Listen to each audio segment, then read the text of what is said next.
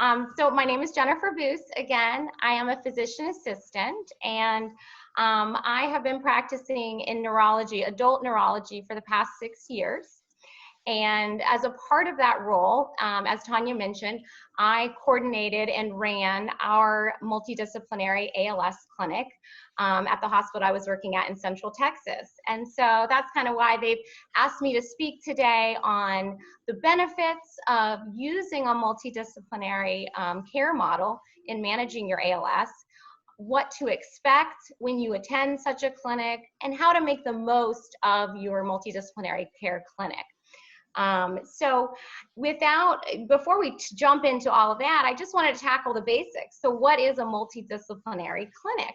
A multidisciplinary clinic is just a multiple medical specialists coming together on one clinic day to offer their care in a team model so that you can attend one visit and potentially see up to 10 providers.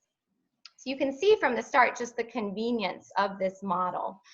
In ALS, for a multidisciplinary ALS clinic, we're typically bringing together about 10 specialists in each clinic visit.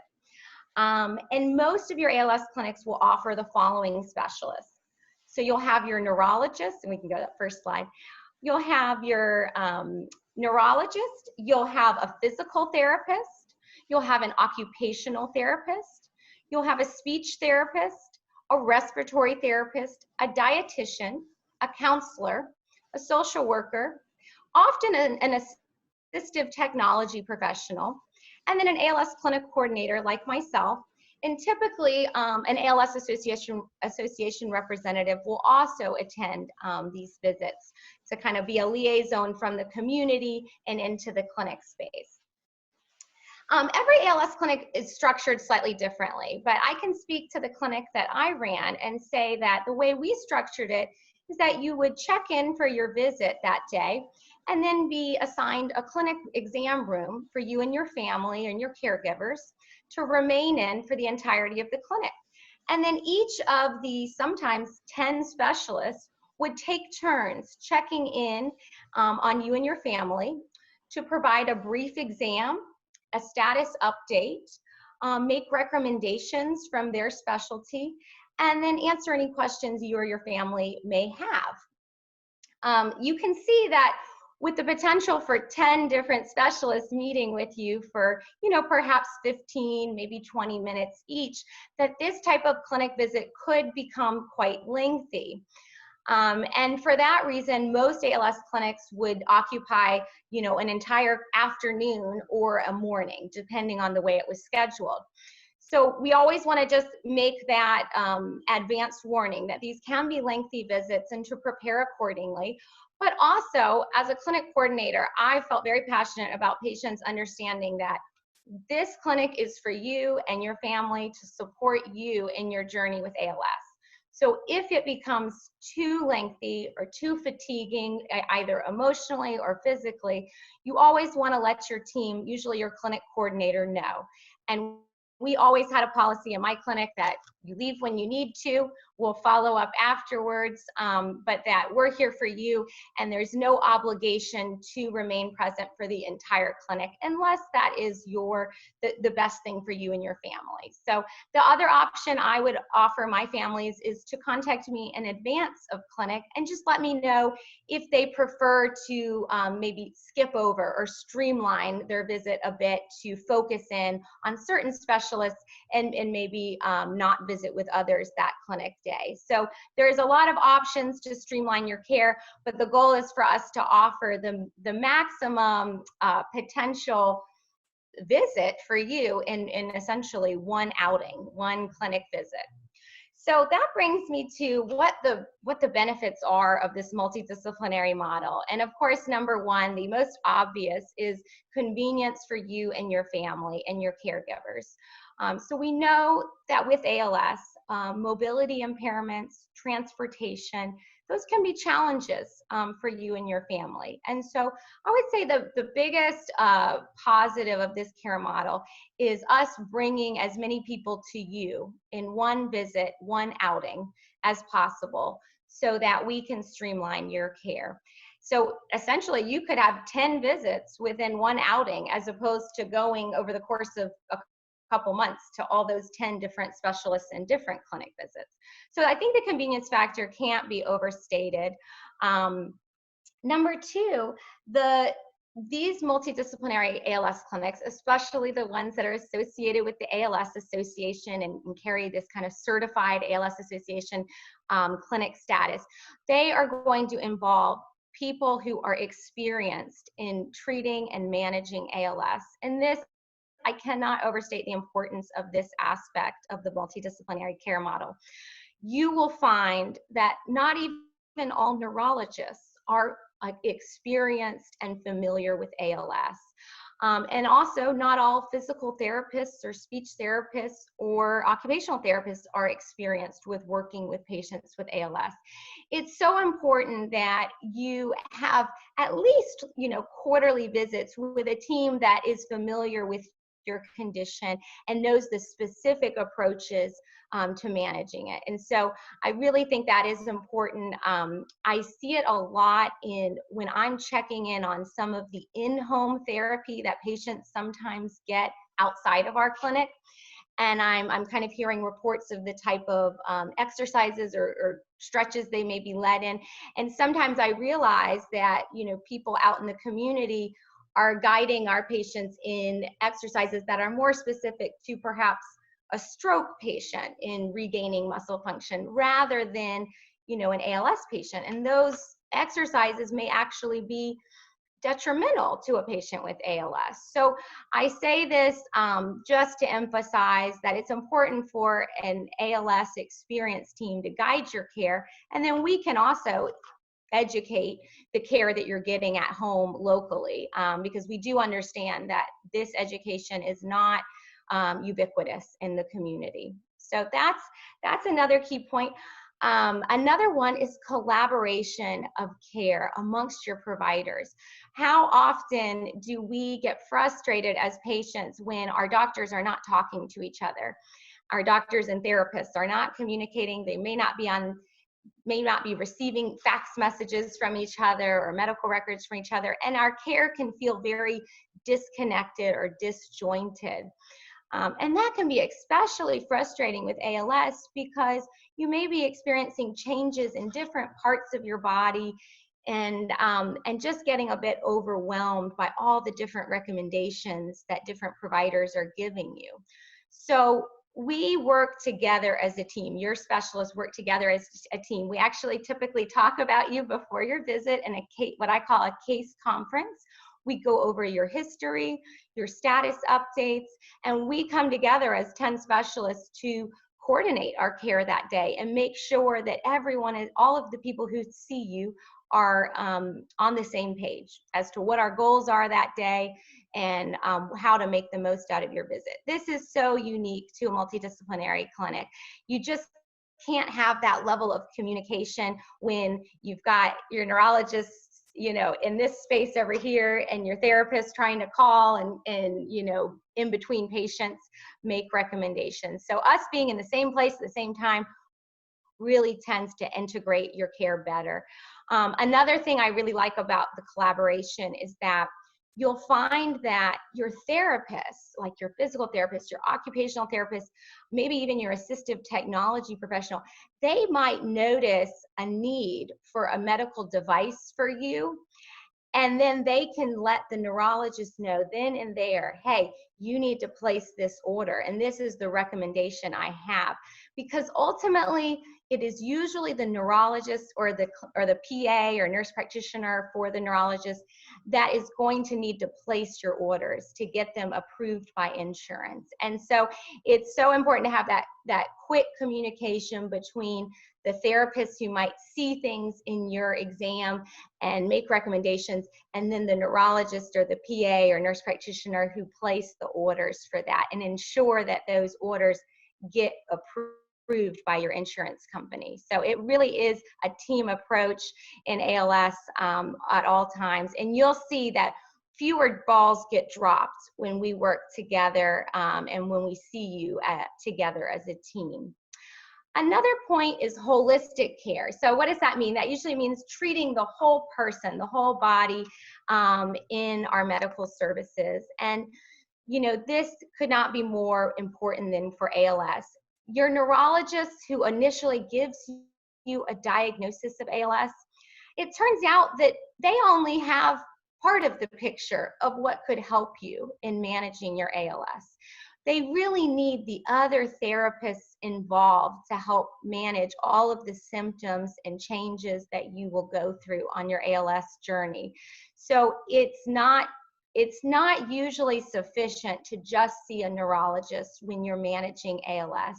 In fact, I would say it's not sufficient at all. We really need to work with physical therapy, occupational therapy, respiratory therapy, speech therapy, dietitian services to hit all of the different areas of your body that the ALS can affect.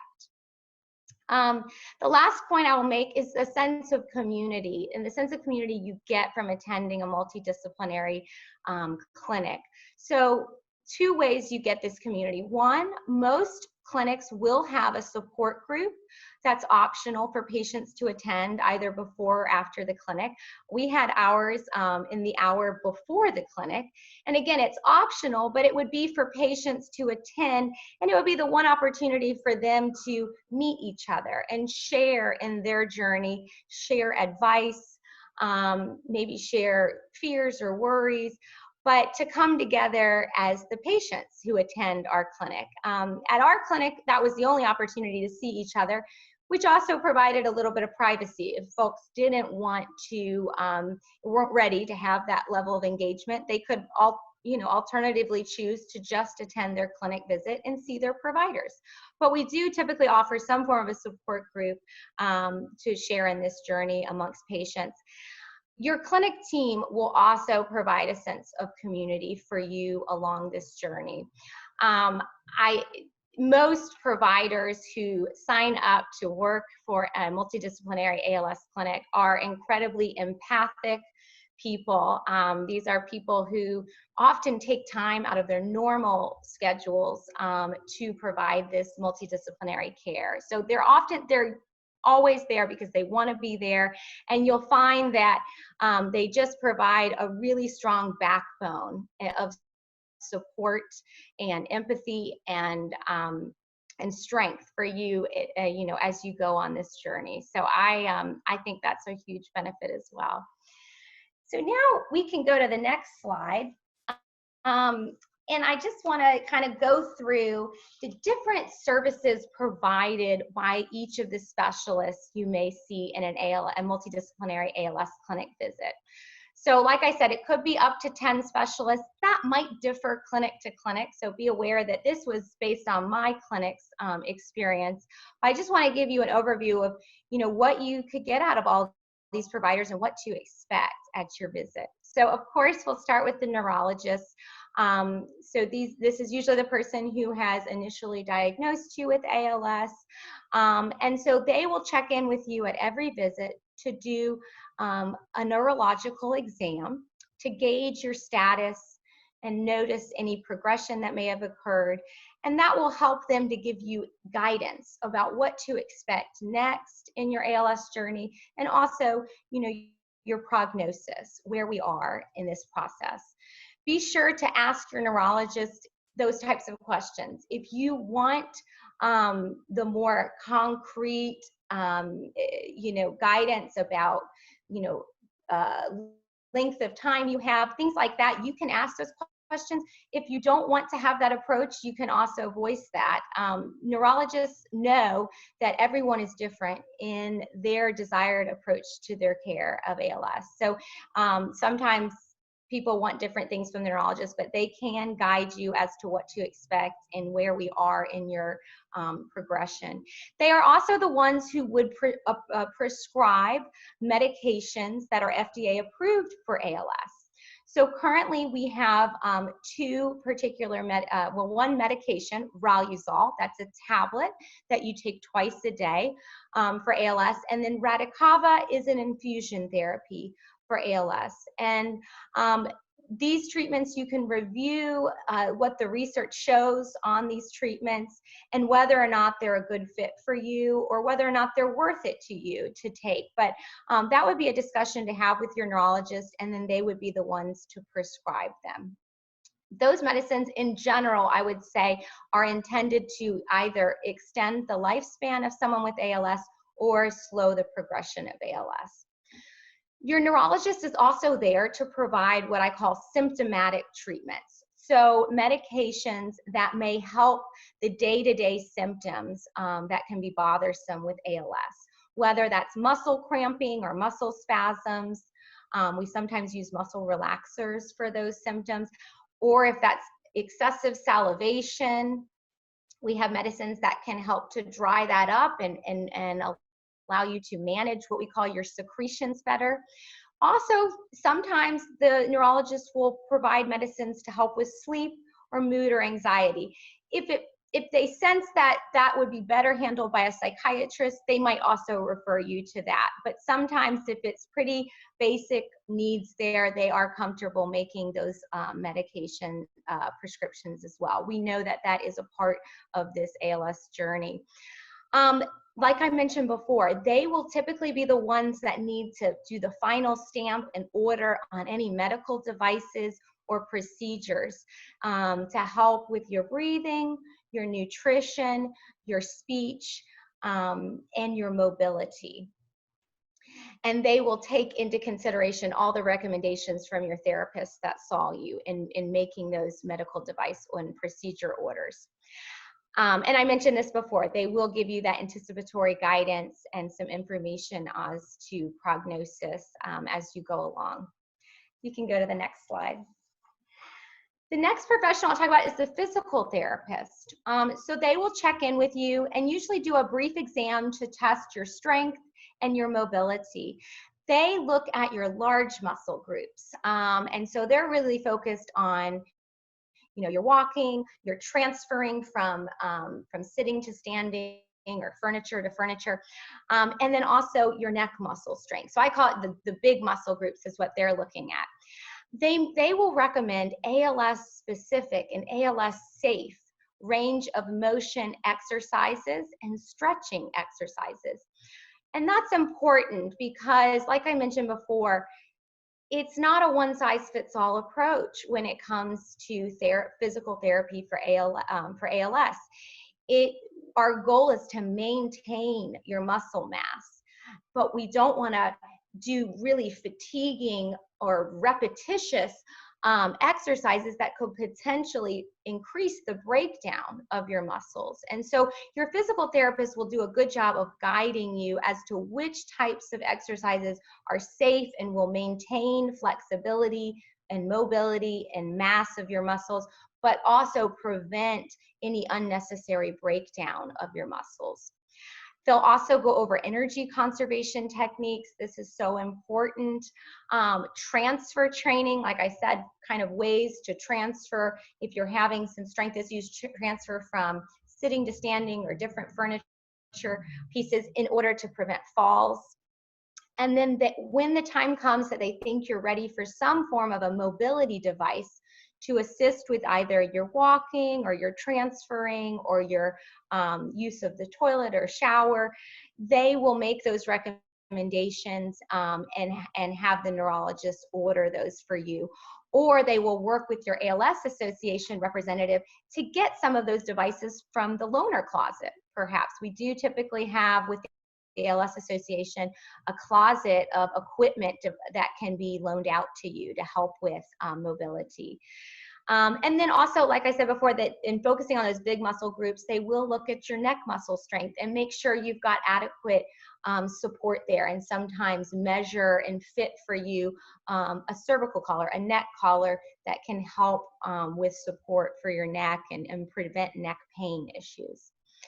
All right, so those are the things we go over with the physical therapist. Now with the occupational therapist, they're looking at your smaller muscle groups, so what we call our fine motor skills. And so they're looking at a lot of devices that can help with your day-to-day activities, whether it's eating and feeding or grabbing items around the house, or getting dressed, or toileting or showering. All of those, what we call ADLs, activities of daily living, can be affected by the strength of your hands and your arms. And so they are really experienced in coming up with solutions to kind of problem solve and help you be as independent day to day as possible. They'll also give some strategies to help your caregivers help you with those activities. But our goal is always to keep you as independent as possible for as long as possible. And I just have some photos there of some of the neat mobility, what we call adaptive equipment or mobility solutions to help you day to day. They also will fit for you if needed, a wrist splint. That's what one of those pictures are. And that can really help prevent pain and support the use of your hands and your wrists. So the occupational therapist is a really helpful practitioner, and they will also guide some range of motion and stretching techniques for those smaller muscle groups. Okay. Next slide would be the speech therapist. So your speech therapist has two jobs. They are monitoring and following both your swallow and your speech function as you go through your ALS journey. Sometimes they'll do what I call a bedside swallow test, which just means they might give you a little applesauce in clinic to swallow and just kind of see and observe how you do swallowing that substance. Other times when they want a more detailed picture of your swallow function, they might schedule you for what we call a barium swallow. And that just means that you swallow a milkshake, a barium milkshake, that will light up on an x-ray so that they can take pictures of you while you're swallowing and see how does fluid move down your esophagus and how is your swallow function doing on a very detailed level. So they get a lot of really good information from that barium swallow. Don't worry, they do not force you to do that very often, but it is a really good way to check in on the safety of your swallow, making sure everything that you swallow is going down the right pipe and going into your stomach and not into your lungs. So that's a real safety issue that we want to monitor closely. And the speech therapist helps us with that. They're also going to look at those swallow studies and tell you how to safely swallow, techniques to prevent things going down the wrong pipe, and make eating more enjoyable and safer for you.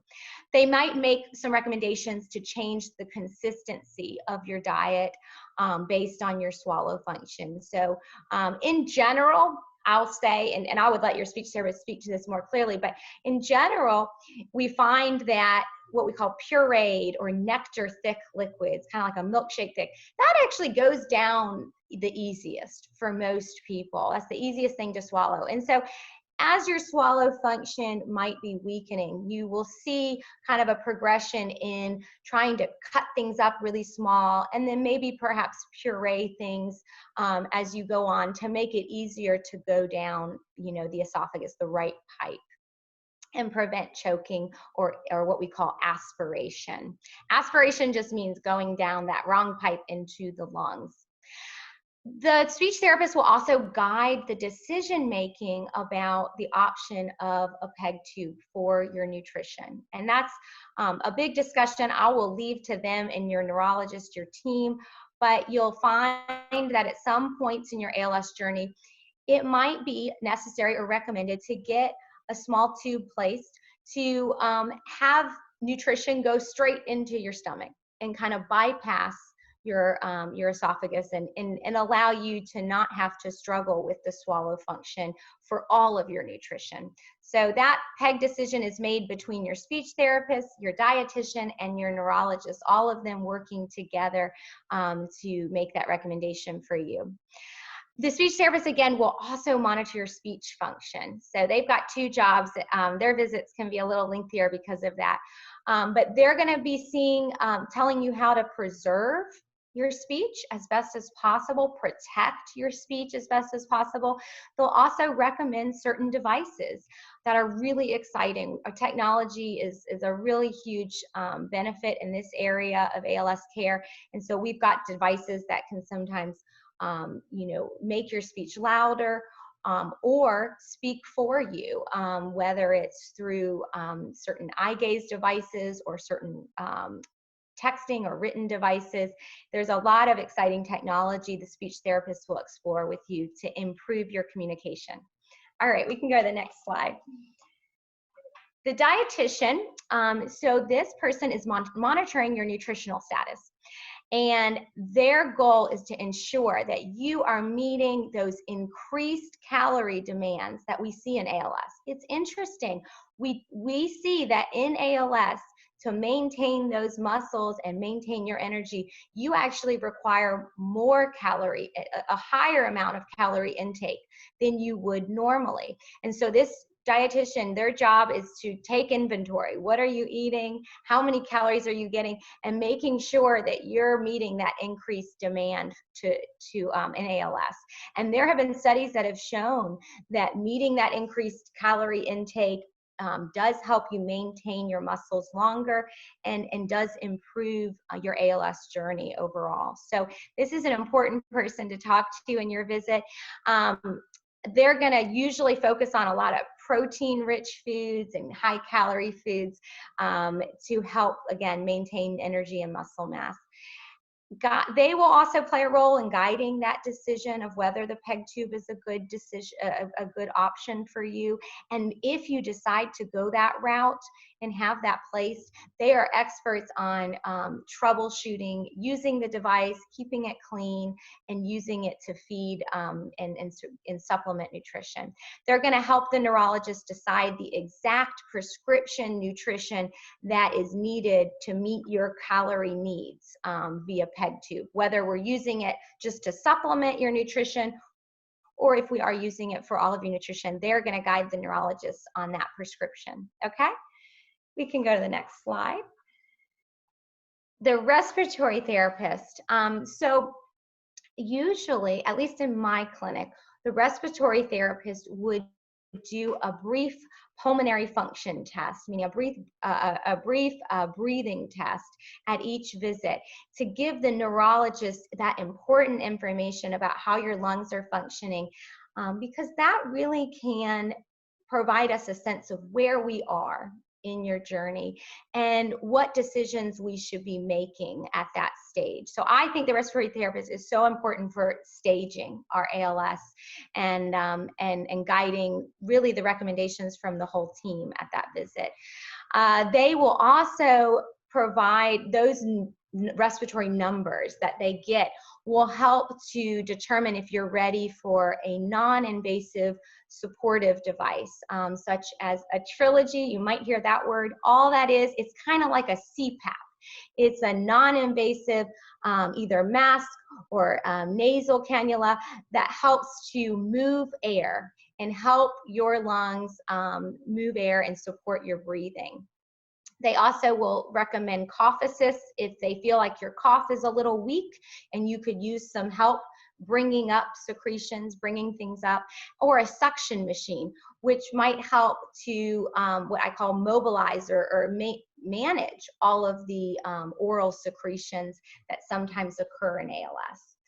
So they'll also go over with you strategies to prevent respiratory complications such as pneumonia, ways to keep your lungs healthy and expanded to prevent infection. And then again, they will be the one to initially talk to to discuss if you feel like you would like to go the route of some kind of invasive ventilation. And that would require a visit with an ENT, an ear, nose, and throat doctor, and or a pulmonologist. But your ALS clinic team, your respiratory therapist, and your neurologist can help with those referrals if that's desired. Not every patient makes that decision and desires that form of ventilation.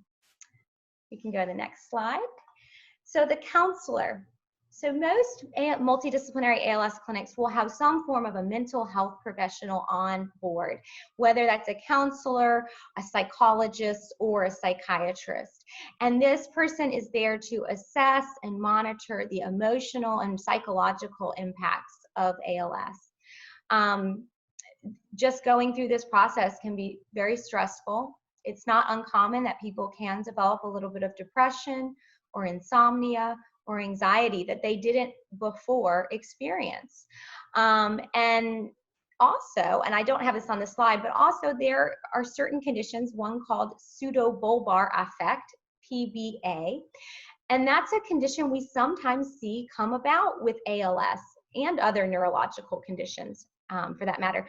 But it's a condition of emotional expression, or what I would call a dysfunction in emotional expression. And we see it in ALS sometimes. And it usually is when you can't control the emotions you're expressing, though you might not even be feeling those emotions. Usually your caregiver, your family members notice these symptoms first, but also the counselor might notice them and clue the neurologist in and tell them, hey, we may need to look at some medicines to treat this pseudobulbar affect that the patient is going through with their ALS. So these people will provide therapy. Sometimes within the clinic visit, they'll do a brief session. Also, if they think that you need a more formal, longer therapy session, they'll refer you to see them outside of clinic. The therapists I've worked with in our ALS clinic provided support for both the patient, but also their caregivers and their family members, because we know this impacts everyone involved in your care journey. They always have a finger on the pulse of your caregiver's level of fatigue and going over strategies to prevent caregiver fatigue. We need everyone to really maintain their strength through this journey. And so this person is really helpful for working out those family dynamics sometimes to ensure that everyone is getting the support that they need. Sometimes this professional, as with our clinic at least, this professional would lead our support group, and that would occur before clinic, and that was a really important role for them to kind of lead discussions amongst patients at that support group, bring about discussion and sharing, and do follow up to that. The social worker is present at most multidisciplinary ALS clinics, and this person, I would usually utilize them to help walk you through the sometimes confusing paperwork side of your ALS care. So applying for disability, making sure that your Medicare or your health benefits are up to date and appropriate. I will say that ALS is one of only a few medical conditions that allows fast tracking to Medicare, assuming that you meet all of the age criteria. Usually is the biggest thing there. But it is so important that we know that, because the disability and the Medicare application process does tend to move a little faster for ALS. There is an understanding that we need to streamline patients with this condition. And so your social worker and your ALS Association representative can help with that process. Your social worker will also help connect you with community resources, maybe caregivers in the community to help out your family. If you are in need of like a skilled nursing facility or a respite care facility, they could help coordinate admission into those types of care settings. They're also going to sit down with you and do some decision making, lead some decision making amongst your family. And sometimes those are, difficult questions, but they're there to educate you on your options for care and help you with the paperwork and making sure things get notarized, or if a legal professional needs to be involved in power of attorney decisions like that, then they will help to guide you on that. I think our next slide is an assistive technology professional. This may not be present at every single ALS clinic, but I had it at our clinic, and I just wanted to make you familiar with this term. We sometimes refer to them as ATPs.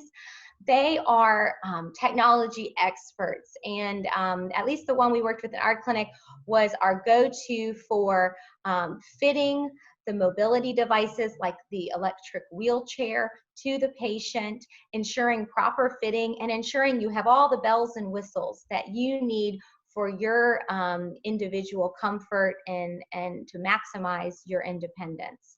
So sometimes they'll attend clinic and troubleshoot issues with your mobility devices. Sometimes they are able to come out to your homes to help troubleshoot. These people are just really handy, and I found them to be so important in our care, whether they are able to come to the clinic or see you out in the community. They are really technology experts to help you utilize technology as best as possible to be as independent as possible.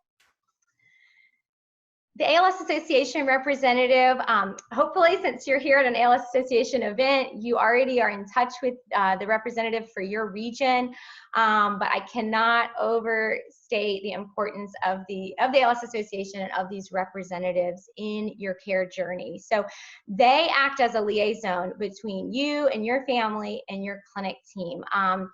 I don't know if Jennifer Beckett is on this call, but she was the representative that I worked with in our region, and she would be messaging and calling me, giving me little updates on families.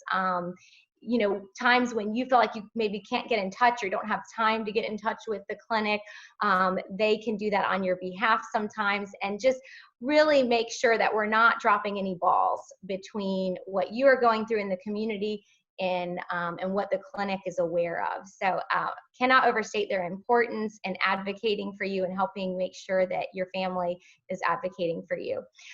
They also manage, in most regions, I'm pretty sure they manage an ALS Association loaner closet. This is that equipment closet I was referring to earlier. That's so important because what I have found over the years is that certain devices like toilet seat elevators, shower chairs, certain devices, Medicare doesn't cover. They don't chip in to cover the cost of those devices. And so patients are either left to pay out of pocket for those devices or obtain them from their community, because you know, these are things that we can sanitize and share amongst each other. So that's where the loaner closet is so key in saving you money, but also getting you the devices you need quickly. Because even when we can go through Medicare for a device, you sometimes find that there's a process there, and it can take a few weeks.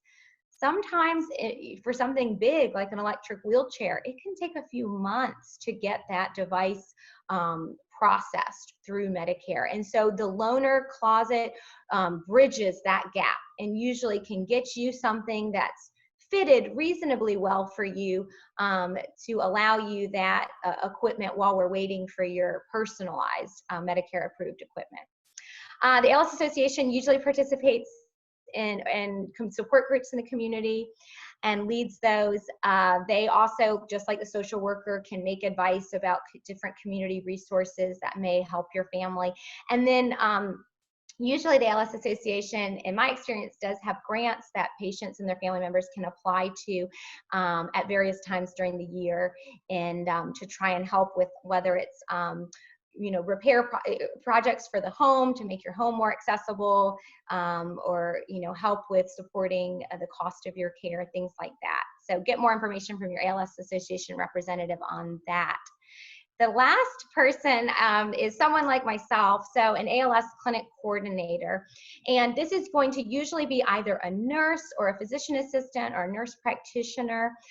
Usually they work for the neurology clinic, so they come from a neurology background, and they have, you know, probably the most general expertise on ALS care. So they know a little bit about every piece of your care and can help triage when you call in and say, I don't know who I need to talk to about this, but I'm having this change or this new symptom. I would often, you know, say, oh, okay, that's something we need to coordinate with respiratory, or this is something we need to get in touch with the speech therapist. And either the clinic coordinator will do that for you to coordinate your care, or they will connect you with that person and let that person take over from there. So they're really helpful in kind of seeing the big picture of your care and ensuring that that it's well coordinated. They are a liaison between the specialist and you, And so, they usually lead a care conference before the clinic, making sure everyone's up to date on what you've been going through since your last visit, any updates, any preferences you might have expressed leading up to clinic. And then during the clinic, they're going to make sure it runs smoothly and that your visit is streamlined. If you're experiencing fatigue and need to go home early, you can, usually talk about that with this person, and they will always be sensitive to that. And then another thing is just making sure that providers are talking to each other during clinic. I often would have a whiteboard and would be making sure that even during the clinic, when new things came up, that the providers were talking to each other and were, effectively communicating that up-to-date information. So I think those are all the services that we typically provide in a multidisciplinary clinic. Now I just want to go over some just bullet points of how to make the most of your visit from my perspective as a coordinator. I always suggested that patients don't come alone to their visit. Bring with you either a caregiver, your multiple family members, anyone or a close friend, anyone who's going to be involved in your ALS journey. Because the biggest take home from these visits is education, knowing what to expect, knowing what to monitor for, and how to kind of reach out when those things happen. So it is just as important for you to be there as it is for your care team, your home care team. Write down questions in advance of clinic, because you'll find that when you're in there, you see so many people, there's so much information, it's easy to get lost and then get home and say, I really wanted to ask that specific question. So, I would always say prepare for your visits and, like you would a meeting, and write down things you want to focus on and questions that you've come up with. I always want people to check their prescriptions at home, your bottles at home before you come in, just to make sure that whether it's your clinic coordinator or your neurologist, the one who prescribes your medicine, that they're aware if you need refills. They are often made aware of this by your pharmacy, but it can't hurt to keep an eye on that and use this quarterly clinic visit to make sure you're up to date on all your refills. Prepare for a lengthy clinic. So while I said before, you should have control over, how long you're there, try to be there as long as possible. And in doing so, support yourself in that. So bring with you the devices you need to feel comfortable during clinic. Bring with you, if you need your respiratory support device, your Trilogy breathing machine, if that's transportable, bring it with you in case you do get tired and need some support with breathing during your visit. Some people would bring, if they had a PEG tube and got their nutrition that way, they would bring their nutrition with them, and we can provide privacy to do a short break where you have a snack and to maintain your energy. So just bring the devices that you would need for up to 4 hours of a visit to make sure you're comfortable. Take notes, ask questions during the visit. I always reassured my patients that I would provide like an after visit summary that would get kind of emailed or sent to you through the patient portal. And so I'd always kind of reassure them, you don't have to write down everything. We are keeping track and we will send you a summary. But just in case that doesn't happen at your particular clinic, I do recommend assigning someone in your family or your care team to kind of be the note taker and make sure you get the most out of your visit that way. And make sure when you're wrapping the clinic visit up, that you leave with an understanding of what the plan is and any homework items you need to be working on or any calls to be looking for, things like that. I always send that out in that after visit summary because I think it's so hard to remember all of the different bullet points of what the plan is. But in case that's not offered at your clinic, just make sure that you leave with that good understanding of what the plan is leading up to your next visit. I keep saying the word quarterly. In my clinic, I would say the average frequency of seeing your multidisciplinary clinic was every 4 months, every 3 to 4 months. And that just depended on your rate of progression and where you're at in your journey. But that's just a general understanding. So you can see that there's a lot that takes place between your visits. And that's why it's important to have good communication with your clinic coordinator and also to know what the plan is. We can go to the next slide. So that brings me to my last slide here, and that is how do we ensure continuity of your care in between these big clinic visits? Obviously, these clinic visits are so lengthy that we don't want to wear you out with them every month. That's not our goal. That's not the way this is designed. This is designed to have, you know, a big productive visit every couple months. And then in between those visits, what do? Well, I can say that in my clinic, we heavily utilized our electronic patient portal to write in messages either to me, the clinic coordinator, or to their specialist directly if they had questions that came up in between visits. That may not be available at every setting, but if it is, definitely sign up. Even if you are not tech savvy, even if you're not the tech savvy person in your family, find that person in your family and assign them to be your care advocate over the patient portal. You can give them permission to do so, and they can get you set up. And I really appreciated family members who did that, because they would say, you know, hey, it's me. I'm the daughter, but I just wanted to report the following, and it was just so helpful in written form to be able to communicate with your team members. And you'll find that you won't play phone tag that way, because the other option, of course, is calling in to your clinic. Make sure you have that number before you leave your clinic visit. It will either be a triage nurse number or an administrative assistance number who's the first point of contact. You typically won't have the direct phone number for the neurologist, the speech therapist, or the dietitian, just because those providers are moving targets. They're seeing patients at all times, and so they usually are coordinating phone calls with a nurse or an administrative person. But again, that's why I like the electronic portal, because it is a direct access to your specialists often that you can't necessarily get over the phone. Let's see, other things. The main things I would want updates on if my patients were experiencing changes would be noticeable changes in your swallow, your speech, your breathing, or your mobility, or any major falls you may have had. Those things might make your clinic coordinator move up the timing of your visit, or it may make them just go ahead and order a test to further, elucidate where we are. For example, they might just say, you know, you've got a clinic visit coming up, but let's go ahead and order a swallow test to see where you are, and then we can make the most of your upcoming clinic visit. So those are important changes to update about. And then also, if you have any concerns or you're worried about a change you're going through, feel free to reach out, and it can either be addressed virtually, or it could be addressed by moving up the timing of your clinic visit.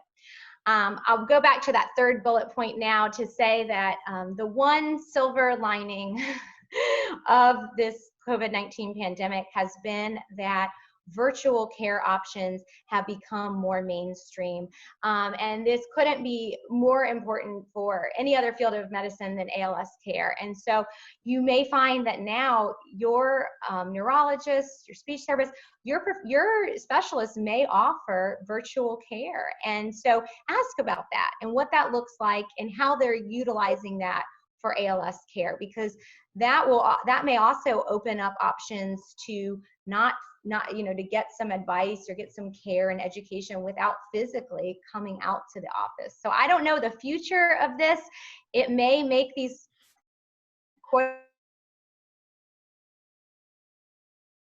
but it's really an exciting outcome of this pandemic that we have more technology, and then more importantly, we have Medicare coverage of these services. So they're just going to be more accessible and more likely to be offered by these hospitals.